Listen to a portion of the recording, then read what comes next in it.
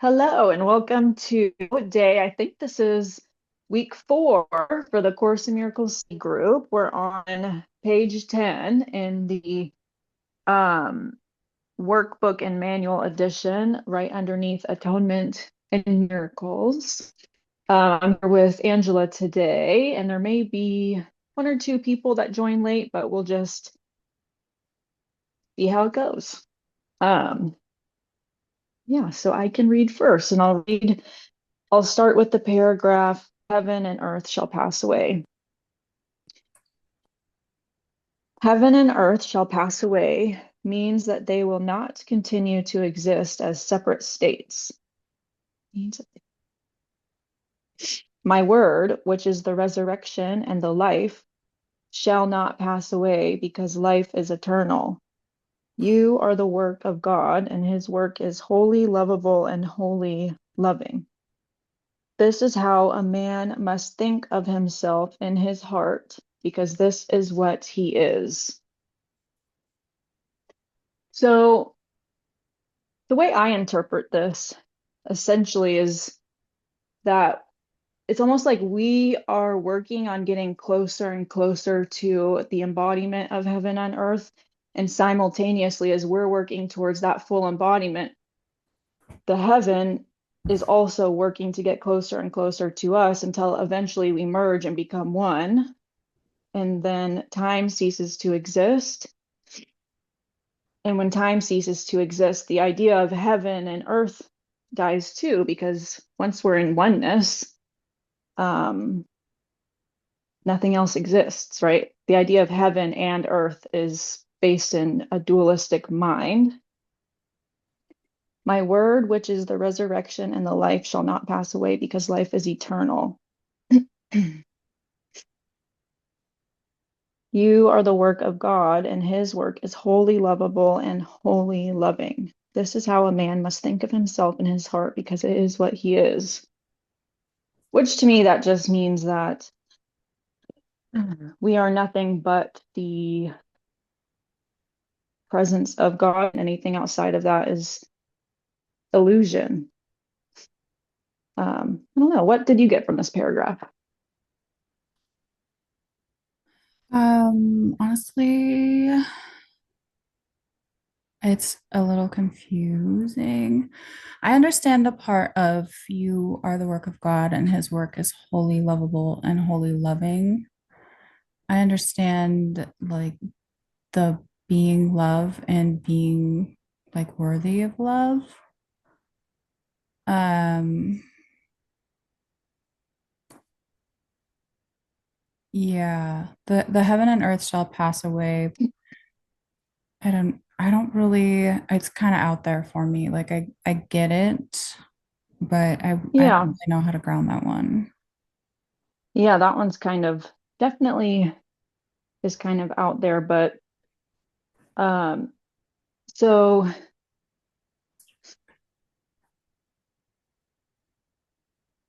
yeah, let me think. It means they will not continue to exist as separate states. So if you think of our he our ego is of the earth, and as we are doing the work to feel through any energies of the ego, like lack, limitation, separation, anxiety, fear, as we feel through these emotions, not trying to fix or change or get rid of, just kind of holding space for, they begin to, we actually move through them. And so as we move through them, they cease to exist because they were always illusions to begin with. And the more that we do this through our daily lives, just become in a constant state of loving and compassionate awareness of the earth, of our ego, of everything that arises throughout our day. That's when we're doing the work to merge with heaven. And once we're in a complete state of bliss, which is once there's no more fear, there's no more lack, judgment, or separation, that's how we'll know that it has become one. And so they will not, what does it say? They will not continue to exist in separate states, essentially meaning that our perception will go from duality to oneness. And so all we really have to do to get to that state is practice forgiveness, our forgiveness lessons throughout the day, forgiving, which I think it goes into that as we get further into the book. Okay. Did, did that help at all? Kind of.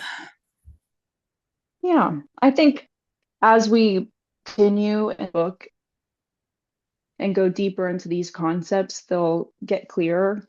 Yeah. Because it's I'm so definitely new to this. something So that is, oh yeah, I understand. The first time I read this book, I had to read it so slow, and it took me a really long time. Um, because I was just like, what am I reading? yeah. Yeah. But then the longer I read it and got more used to the way it's written, the more it started to kind of piece together in my mind. Okay. Yeah. Did you want to read the next paragraph or do you want me to keep reading? Either way, I can go. Yeah, sure, you can go. Okay, so the forgiven are the means of the atonement. Being filled with spirit, they forgive in return. Those who are released must join in releasing their brothers, for this is the plan of the atonement. Miracles are the way in which minds that serve the Holy Spirit unite with me for the salvation or release of all God's creations. Um,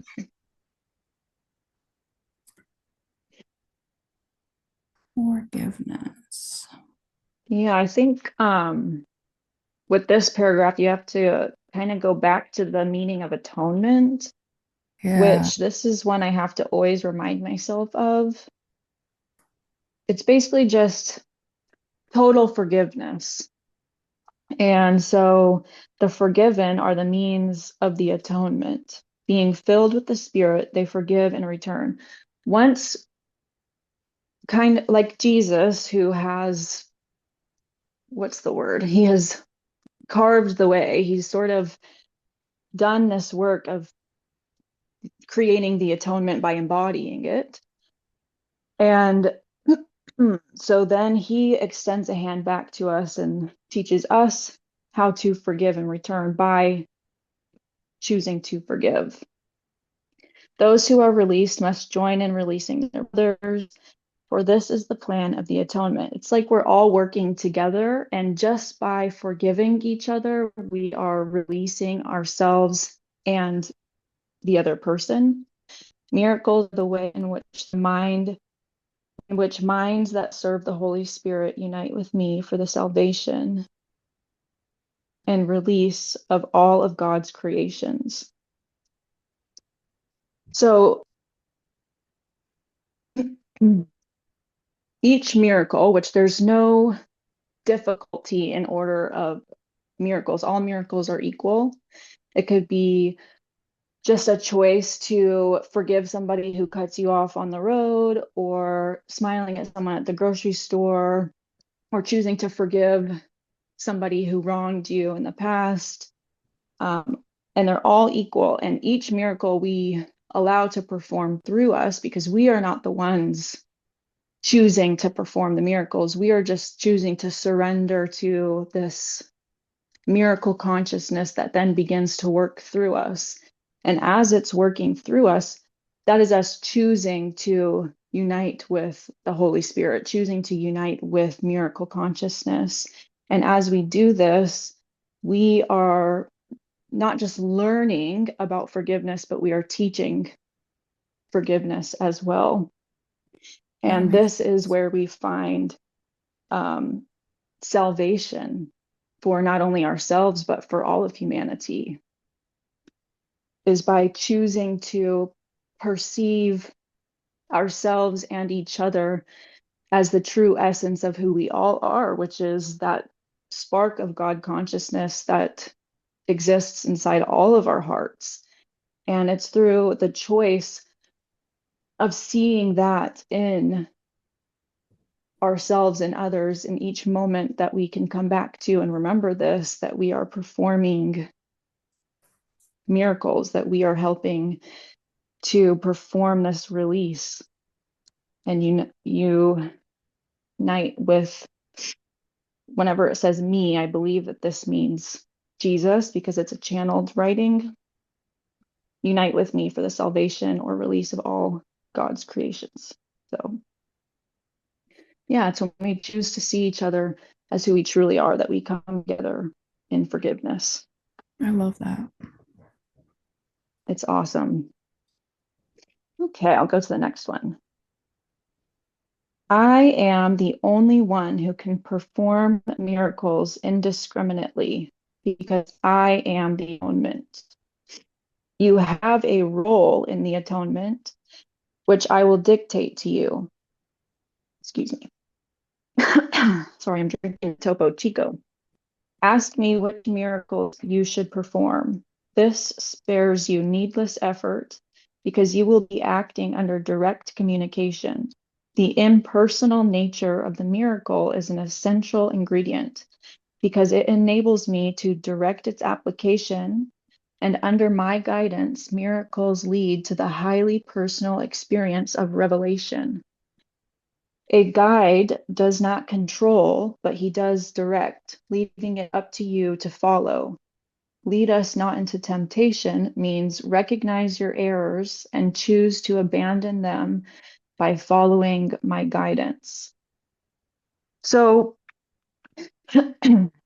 my interpretation of this paragraph is just when we try to use our minds or our egoic perception of the world to perform miracles, we may not be helping in the best way that we possibly could because we have a flawed perception. We're still viewing reality through the lenses of our egos and our distortions and illusions and judgments and fears.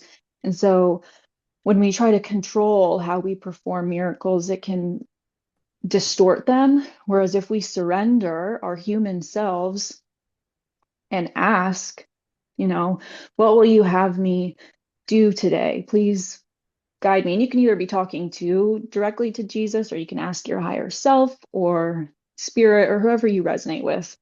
And when we choose to surrender our human judgment and humbly ask, show me what to say and not say, show me what to do and not do, show me where to go, we are opening ourselves to this consciousness, this miracle consciousness. And then it says, this spares you needless effort because you will be acting under direct communication. And so then it also takes the pressure off. We don't have to try and think if we're doing the right thing or if we should go here or do that. It just sort of starts naturally unfolding in miraculous ways. And we may not even know all of the miracles that we perform throughout our day because we're not consciously trying. They're just things that we're doing in the flow state. And to somebody else, we could be performing a miracle in their lives. And to us, we're just living, we're just in the zone. And so when we're able to humbly surrender ourselves to a higher consciousness, it becomes much easier. Lead us not into temptation means recognize your errors and choose to abandon them by following my guidance. Which can just mean to recognize when you're viewing the world through the perception of your ego, when you're acting and speaking from your ego, and choose to observe it, but not act from that place, and then follow the guidance of spirit instead, which can be so powerful and also very challenging. Definitely something to practice.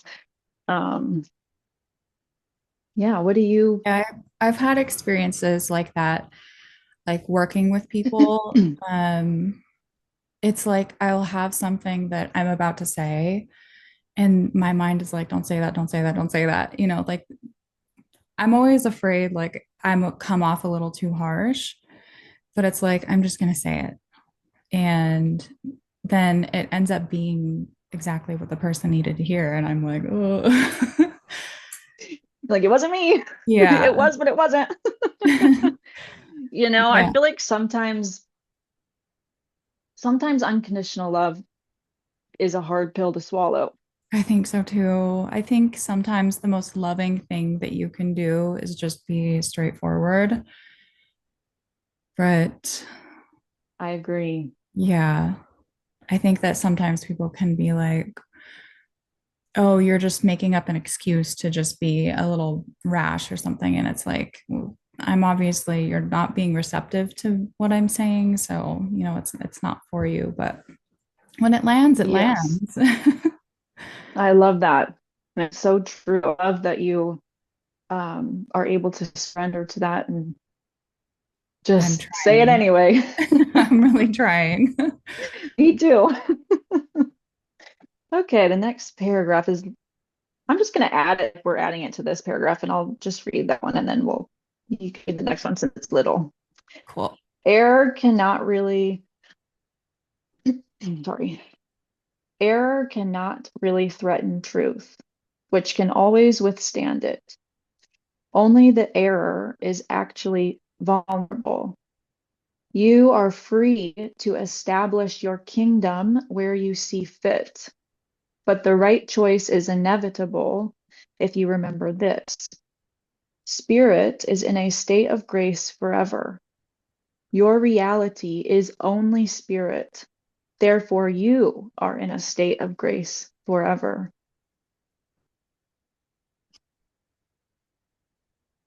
I understand this as the truth cannot be destroyed because it's the only thing that is real. It's eternal. The truth is eternal. And so, error or mm, somebody cutting you off on the road, people who react to you with their egos, people breaking a leg, you know, it can't threaten what's true. It may perceive to threaten the egoic reality, but the egoic reality is not rooted in truth. It's not eternal. And so that's how you know, I think, the difference between if something is rooted in truth or not is if you feel like it could be destroyed, almost like the human spirit. The human spirit can never be destroyed.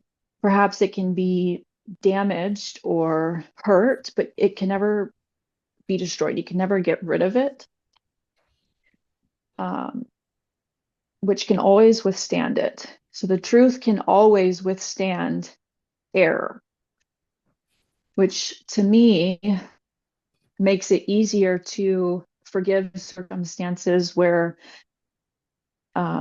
a past version of myself or my ego would perhaps want to hold on to a grudge, like, oh, that person was mean to me, or they hurt me in this way, and so I'm gonna hate them forever. I would only be holding on to that because I would be believing that they could possibly damage the truth. They could possibly damage my worthiness or whatever it is. Um, so it helps me in forgiving because no matter what people throw at you, they can't truly destroy you. They can't take you out of the game forever. Even if you pass away, you just transition into a new state. Was that confusing? I tried to bring it back together, but I No, just I think started. that was perfect. I think Okay. that, yeah, that made perfect sense. Okay, good. Sorry. Sometimes when I'm like in the middle of explaining something, my mind tries to convince me that it makes no sense. Yeah, I get it. Okay. Only the error is actually vulnerable. You are free to establish your kingdom where you see fit, but the right choice is inevitable. Spirit is in a state of grace forever. Your reality is only spirit. Therefore, you are in a state of grace forever. You are free to establish your kingdom wherever you see fit. This gives me chills because my biggest intention for this lifetime is to anchor heaven on earth. And so to me, I'm almost like cultivating this kingdom within my heart first. I'm cultivating heaven within my own being. And the longer I've cultivated this presence within me, the more I begin to see it reflected out to me into my external reality. And this gives me such peace and solace because some days on earth can be very challenging and you can get stuck in self-doubt and wonder like, am I crazy? Am I doing something wrong? Is this even real? Like what's going on in here? Is this even real? And yes, it is real. It is. We are sovereign creator beings who truly do have the power to anchor heaven wherever we see fit, to anchor whatever our vision is wherever we see fit. But the right choice is inevitable because we are in a state of grace forever, and our reality is in a state of grace forever. It's only the distortions that are kind of veils in front of our perception that cause us to see this reality as anything except as a state of grace. Yeah, I see that error cannot really threaten truth. That to me is just the distortion of it. You know, the Mm, error is the distortion. And so the truth will always exist, but the error and the distortion, it can't threaten that. So yeah. yeah. Wow. I love that. A little paragraph, but a powerful one. A powerful one. All Okay. right. Atonement undoes all errors in this respect and thus uproots the source of fear. Whenever you experience God's reassurances as threat, it is always because you're defending a misplaced and misdirected loyalty. When you project this to others, you imprison them, but only to the extent to which you reinforce errors they have already made. This makes them vulnerable to the distortions of others, since their own perception of themselves is distorted. The miracle worker can only bless them, and this undoes their distortions and frees them from prison.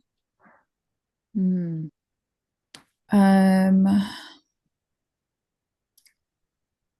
I see this as very just everything is a mirror. And mm, when I think of atonement, I'm not entirely sure what the definition of atonement is, but to me, atonement is like it's like a clearing, I guess. It's like just the clear of like everything that could be, fogging up or distorting what you see. Even in terms of the mirror, it's cleaning off the mirror so that you can see clearly. And when you project this onto others, you imprison them. Um, Even our outward projections of other people is not just putting ourselves in a prison, it's putting them in a prison. So, yeah, the miracle worker can only bless them, and this undoes their distortions. I see that as just giving love for what is. When you can only bless them, you're loving someone or something exactly as they are. Just like the hardest thing to do as a human sometimes. incredibly. Wow, that was really beautiful. Thank you. Yeah, Yeah, that was perfectly said. I don't even have anything to add. thank you. Awesome. I really love that. Thank you. Okay, I'm going to read the next one. You respond to what you perceive, and as you perceive, so shall you behave. The golden rule asks you to undo others as you would have them do unto you. This means that the perception of both must be accurate. The golden rule is the rule for appropriate behavior. You cannot behave appropriately unless you perceive correctly. Since you and your neighbor are equal members of one family, as you perceive, as you perceive both, so you will do to both. you should look out from the perception of your own holiness to the holiness of others.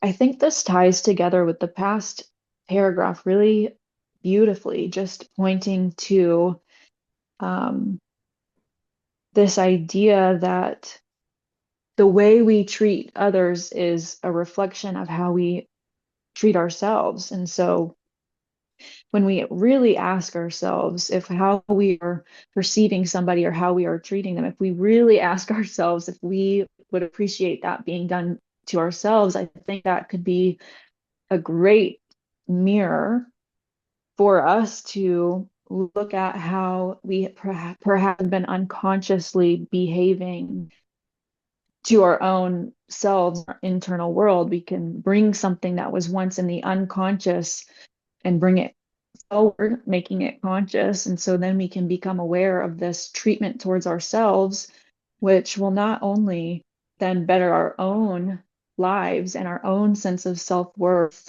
and self-respect, but then that will reflect outward, and we will then also begin treating others um, as the holy beings that they are. The perception of your own holiness, the holiness of others. Yeah, I love that. That's perfect. They Yeah, I do think really that's, tie perfectly into each other. yeah, they do. I love those paragraphs. Okay. Miracles arise from a mind that is ready for them. By being united, this mind goes out to everyone, even without the awareness of the miracle worker himself. The impersonal nature of miracles is because the atonement itself is one, uniting all creations with their creator. As an expression of what you truly are, the miracle places the mind in a state of grace. The mind then naturally welcomes the host within and the stranger without. When you bring in the stranger, he becomes your brother. Mm, Um, I love that miracles arise from a mind that is ready for them. I think that is like the most confusing part most of the time mm. is having a mind that is ready for the miracles because we can get so caught up in do we have the right information? Do I know enough? Is there enough for me to move forward with something? But it's like the more you step aside and your mind is ready for those miracles, that's when you actually get to see it come into place. Um, by being united, this mind goes out to everyone. And I see that as when you can really unite with that. And that goes back to the state of grace as well as when you can really unite. Um, that's kind of like I see it as when you're working from inside, then it can radiate outwards. But if we're looking out as things are radiating into us, that's kind of the opposite way to look at things. I mean, not always, because you want to be receptive, but going out to everyone, it's like when you're in that state of grace and you are one, when you bring in the stranger, he becomes your brother. It's like being in that state where the mind is ready for the miracle. Then it will go out to everyone around you. And it doesn't even really have to be people you're communicating with, I don't think. I mean, I like to think that I'm sending love to the people that live across the street or, stuff like that. So it's like I don't know them, but I like to believe that the work that I do is extending out in that way. Yeah, I really love that. Um, I've thought about that before, but I haven't thought about that in a really long time. How when we do this work, we really are affecting not only the people that we know, but everybody. Whenever we fully understand that we truly are all one mind, animating the world through different physical points. When one person does this work or chooses peace and love instead of fear, that kind of ripples out to all of humanity in a sense. Yeah. Wow, I love that.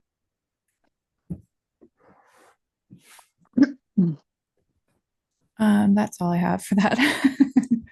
Thank you for sharing. That was beautiful.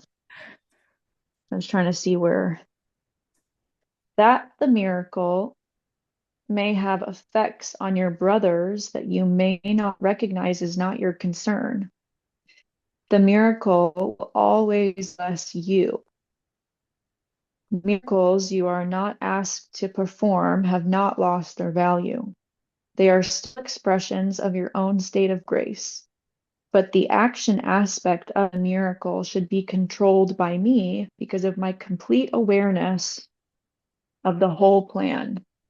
The impersonal nature of miracle mindedness ensures your grace, but only I am in a position to know where they can be bestowed. So, yeah, I think that we touched upon this at the very beginning, at the first few paragraphs we read, talking about how when we just get into that flow state of miracle readiness, miracle consciousness, it's just kind of something that's being performed through us as if our body is just a vessel for, um, I don't want to say something else, but it's like your body becomes a vessel for source, for your higher self, for the Holy Spirit to drop down into, like you said previously, when you can just move yourself out of the way and prepare your mind for miracles and become this blank slate that allows this consciousness to effortlessly flow through you. Um, we're not, when we're in that state, we're not really necessarily concerned about who it's affecting or if they're being affected, because that would still be the thoughts of our ego. And Yeah. so just knowing that no matter who else it affects, it will always affect us, the miracle worker. And going back to when we try to perform miracles from our ego and try to control, um, they haven't lost their value. They just may not be as potent or in alignment as the ones that we surrender to. Because when we're surrendering to this all seeing spirit source that can flow through us, it knows what our neighbor needs. It knows what the person at the grocery store needs. It knows what our best friend needs. It knows what we need. So just trusting in that. Yeah. Yeah, it's paradoxical in the sense that, we want to be the ones to kind of serve with miracles, but the wanting to be the miracle worker in itself is the ego. So it's paradoxical. That's so true. The ego is so funny. Amazing. All right. So, um, miracles are selective only in the sense that they are directed toward those who can use them for themselves. Since this makes it inevitable that they will extend them to others, a strong chain of atonement is welded. However, this selectivity takes no account of the magnitude of the miracle itself, because the concept of size exists on a plane that is itself unreal. Since the miracle aims at restoring the awareness of reality, it would not be useful if it were bound by laws that govern the error it aims to correct. Oh, wow. Um,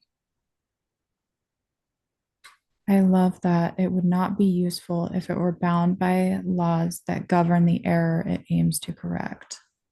Mm. Let's see.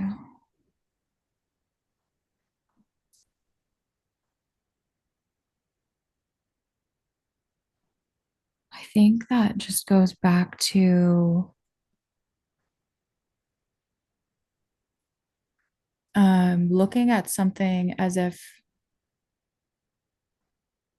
I'm looking at something through the ego and I'm saying, this is the miracle that I want to happen, um, it that totally negates the miracle that needs to happen because that is just my disillusioned perception of what needs to take place. And so it's not useful if it's bound by the law that governs the error it aims to correct. Yeah, that's so true. Just a deep practice of surrendering over and over and over again. Mm-hmm. Definitely. Yeah, I love that. All right, I'm going to go down to the escape from darkness. Okay. Okay. The escape from darkness involves two stages. First, the recognition that darkness cannot hide. This step usually entails fear. Second, the recognition that there is nothing you want to hide, even if you could. This step brings escape from fear. When when you have become willing to hide nothing, you will not only be willing to enter into communion, but will also understand peace and joy. This makes me think of when we get triggered by something, whether it's an internal occurrence or an external thing that triggers us. And a lot of the times, our like immediate reaction is to distract or numb.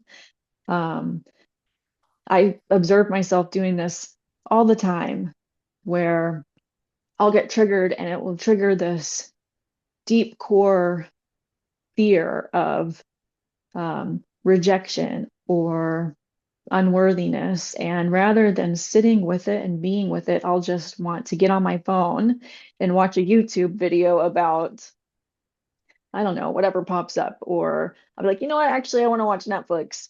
And so being able to recognize that even when we try to distract ourselves from this darkness that triggers us from within, it's always going to keep coming back and knocking on our door until we sit with it, until we look at it.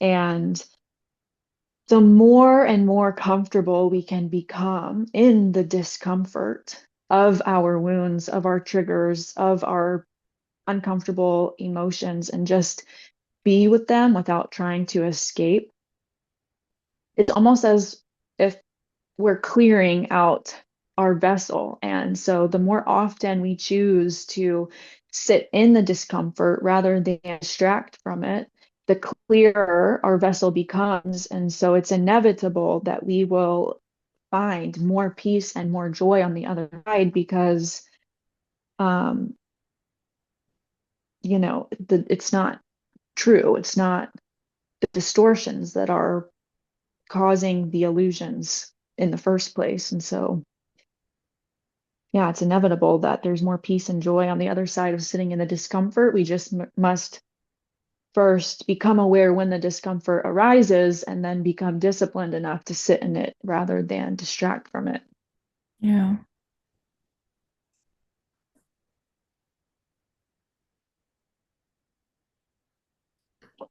I don't really have anything to add to that. So I'll go Perfect. on to number two. Holiness can never really be hidden in darkness, but you can deceive yourself about it. This deception makes you fearful because you realize in your heart it is a deception, and you exert enormous efforts to establish its reality. The miracle sets reality where it belongs. Reality belongs only to spirit, and the miracle acknowledges only truth. It thus dispels illusions about yourself and puts you in communion with yourself and God. The miracle joins in the atonement by placing the mind in the service of the Holy Spirit. This establishes the proper function of the mind and corrects its errors, which are merely lacks of love. Your Mm. mind can be possessed by illusions, but spirit is eternally free. If a mind perceives without love, it perceives an empty shell and is unaware of the spirit within. But the atonement restores spirit to its proper place. The mind that serves spirit is invulnerable. I mean that the mind that serves spirit is invulnerable.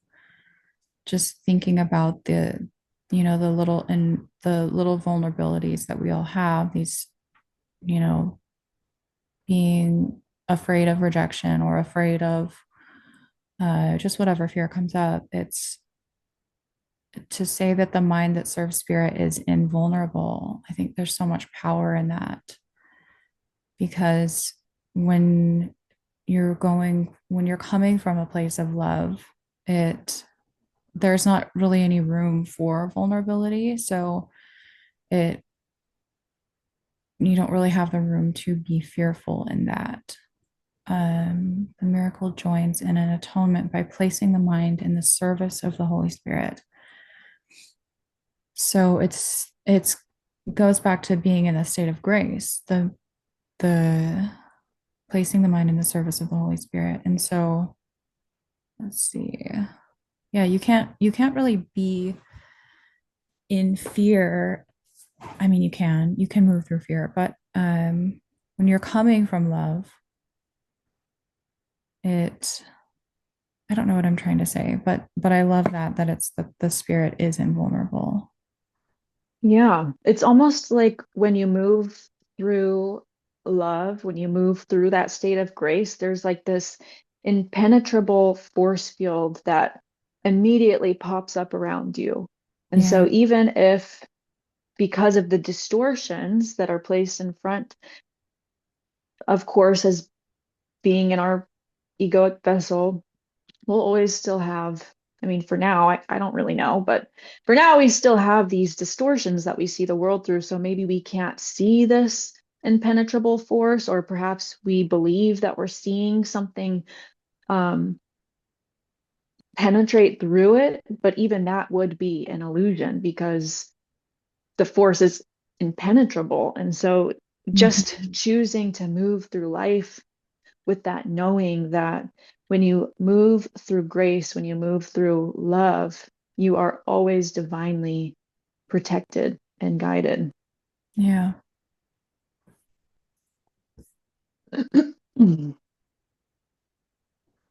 Darkness is lack of light, as sin is lack of love.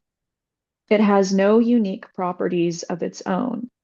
It is an example of the scarcity belief from which only error can proceed. Truth is always abundant. Those who perceive and acknowledge that they have everything have no needs of any kind. The purpose of the atonement is to restore everything to you, or rather, to restore it to your awareness. You were given everything when you were created, just as everyone was. So, darkness on its own is not necessarily a thing. It's just a lack of something, but it doesn't have any unique properties of its own. Um, which to me means that it's an illusion. If it doesn't have any unique properties, then it's not real. It is an example of the scarcity belief from which only error can proceed. Truth is always abundant. Those who perceive and acknowledge that they have everything have no needs of any kind. The purpose of atonement is to restore everything to you, or rather, restore it to your awareness. So, the purpose of atonement, this means to me that it's just a shift in perception that is being caused by miracles. Miracles are simply, most of the time, a shift in perception. And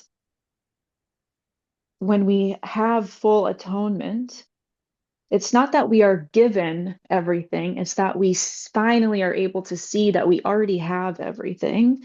And any sort of perception that we didn't have, what we thought we needed, was always false, was always an illusion. Because when we were created, we were given everything. It was our birthright. My light went out, but that's okay.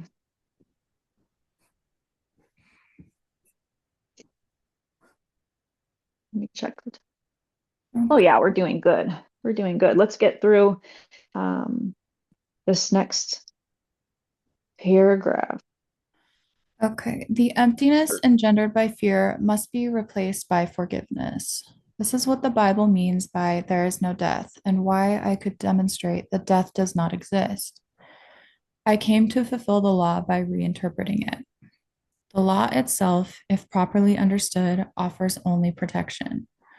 It is those who have not yet changed their minds who brought the hellfire concept into it. I assure you that I will witness for anyone who lets me, and to whatever extent he permits it. Your witnessing demonstrates your belief and thus strengthens it. Those who witness for me are expressing through their miracles they have abandoned the belief in deprivation in favor of the abundance they have learned belongs to them. Mm. Let's see.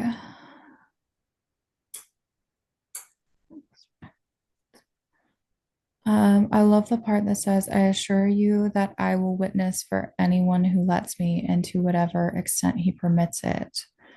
I take that as if you are willing to see, if you're willing to clear the illusions, you're willing to, um, drop all of the ego mind stuff. There is an assurance that you will be able to see. It's the intent. It's from the intent of the starting place, and to whatever extent he permits it. So it's kind of like you don't really know what it is that you'll be seeing. It's just remaining in that open and listening state. And then your witnessing demonstrates your belief and thus strengthens it. It's like the more that you sit in that open and receptive state, and the more you see is actually moving through you, and you don't have to actually think about it or make things happen, that strengthens your belief in that. And so there is those who witness for me are expressing through their miracles that they have abandoned the belief in deprivation. So it when he says those who witness for me are expressing through their miracles, it's like when you actually sit in that perception, you're abandoning the belief of deprivation. Mm. Yeah, I love that. Seeing I that do too. the abundance is already here. It's almost like we only are able to see what we believe in, or what we believe we are worthy of, or what we believe is possible for us. And if we can just allow ourselves to be led by spirit one baby step at a time, um, no matter how small the step, once we see, when we are a witness to that miracle, no matter how small, it almost reaffirms to us that um, this is true, this is real. Whenever we jump, we will be caught. There is someone waiting to catch us. It's just that we have to take action on little things first, and then slowly taking action on bigger and bigger things until what we believe about ourselves and what we believe about reality and what we believe about what's possible has completely transformed. But it just feels normal. It just feels natural because we were taking it one little step at a time. Yeah, and then once you get there, I mean, if there's really anywhere to get, but it's like once you are living in that, it's kind of hard to remember how you existed prior. You really have to think, oh my gosh, I really did used to operate in such a completely different way. Yeah, I mean, I'm sure if we looked back on even just the past 5 years of our lives, we could see so many. instances where a small miracle occurred that we didn't even really know that it was going to be that drastic at the time, but they all added up until now, 5 years later, here we are standing presently as who we are now, almost in awe of ourselves, like, wow, you really walked through that and came out the other side as this version of yourself. That's amazing. Yeah, so cool. I love that. Okay. I think instead of going to the next paragraph at the end of each study group, I totally forgot about these lessons in the back. I want to start going through these lessons at the end of each. Let me find number one. Um, I wonder if they're on the online version. If you go back to like the main place where it says text, if there's like a button that says lessons Um, or workbook for students. For students. Okay, yeah. Awesome. And we can just go over lesson one. Lesson one. So it's the nothing I see means anything. Yes, Okay, cool. we'll close off on this lesson. Okay. Awesome. Okay, lesson one. Nothing I see. I guess I should. And so these are basically lessons that we'll implement throughout the week until we meet next time. It's just like an internal forgiveness lesson. And each lesson will walk us through how to implement it. Um, yeah, it's just showing us how to switch our perception through miracles and forgiveness. Okay. That was kind of a really recapped summary, but Okay, cool. but I think it'll totally make sense once I read it. Okay, lesson one. Nothing I see in this room, on this street, from this window, in this place means anything. Now slowly look around and practice applying this idea very specifically to whatever you see. This table does not mean anything. This chair does not mean anything. This hand, this foot, this pen does not mean anything. Then look farther away from your immediate area and apply the idea to a wider range. That door does not mean anything. That body does not mean anything. That lamp, that sign, that shadow. Notice that these statements are not arranged in any order and make no allowance for differences in the kinds of things to which they are applied. That is the purpose of this exercise. The statement should merely be applied to anything you see. As you practice the idea for the day or the week, use it totally indiscriminately. Do not attempt to apply it to anything. Do not attempt to apply it to everything you see, for these exercises should not become ritualistic. Only be sure that nothing you see is specifically excluded. One thing is like another as far as the application of the idea is concerned.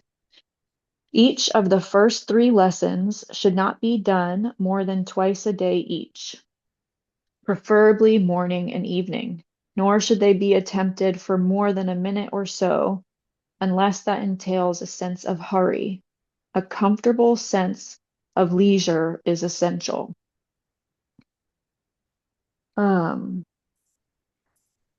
yeah, I've done this a couple times before when I've gone through the lessons, and from my perspective, I believe it's trying to teach us that sort of like how all miracles are equal, all parts of our physical reality are equal because they are all equally an illusion, no matter if we have an emotional attachment to it or not.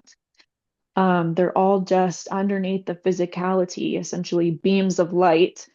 And then through our eyes, as we perceive reality, it solidifies into an object or a person or an animal or a tree, but underneath it all is just light. Um, yeah, do you have any reflections on this lesson or questions?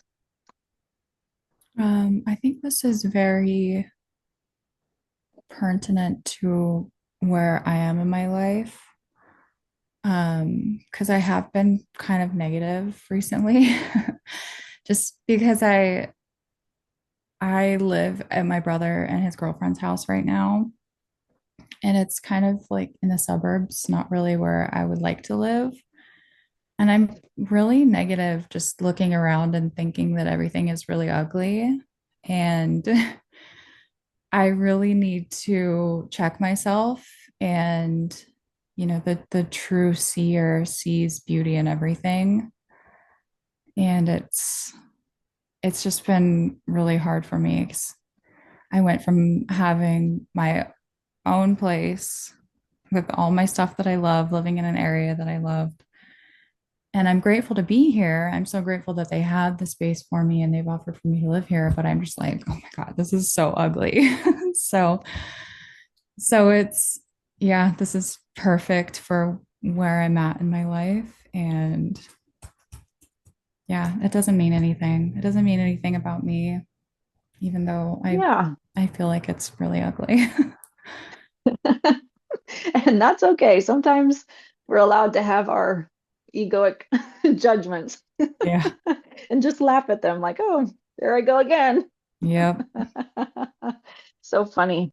Awesome. Well, I had such a great time connecting with you. Thank you for Yeah. coming Thank on. you. Yeah, I'm Of excited for the next course. one. Ooh, So, me too. I've been having so much fun and just being able to connect with you, all you amazing people who are joining live. It's been incredible. So I'm yeah, very this is really grateful. cool. Thank you for doing this. Yeah, thank you for being here. And I will see you next Wednesday. Is it okay with you if I posted the recording on YouTube? Oh, yeah, of course. Awesome. Did you want a copy of the recording or are you okay? Oh, okay. We'll just watch it on Okay, YouTube. awesome. Sounds good. Okay. See you next time. Bye. See you next week. Okay, bye.